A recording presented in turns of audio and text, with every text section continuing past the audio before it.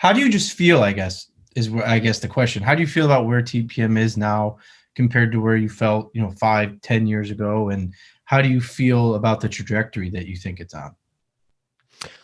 I feel really good about it, and frankly, I mean, obviously, this is something you and I talk about all the time. I feel really good about it, and even to the point where I have a lot of moments where I kind of feel like there must be something I'm not thinking about, because there must be something, something wrong here, or there must be some vulnerability that I'm not thinking of. And obviously, there are many vulnerabilities. I mean, we have, we just got through this horrendous year of COVID, which obviously is terrible for the 300,000 people who've lost their lives and their families and businesses and all that kind of stuff. But so we have been, as far as I know, no one in the organization has gotten COVID. No one has lost their job.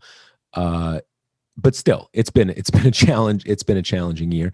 I feel very positive about it. What we didn't discuss and what we've discussed so far is that, as we built back up third party, we had a period of time where third party and direct advertising were doing well. Then direct advertising started to deteriorate. We kind of cut our losses from that. And then third party started to deteriorate. And a lot of the last few years has been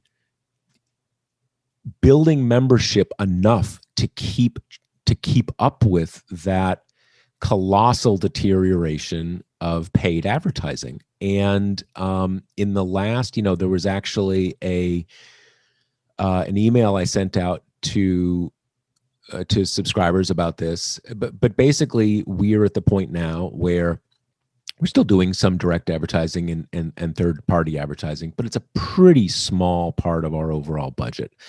That our revenue comes from our membership fees, and again, we don't take that for granted by any means, but we do feel like, of all the organizations out there, we should be very well positioned to be a good TPM.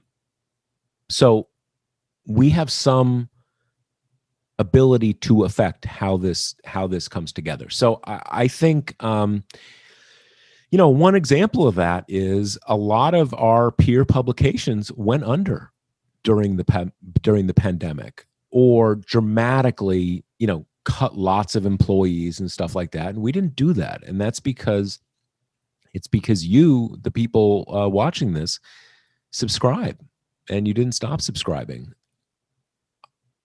I think TPM is in a better condition now than it has been, certainly in the last decade, and maybe ever.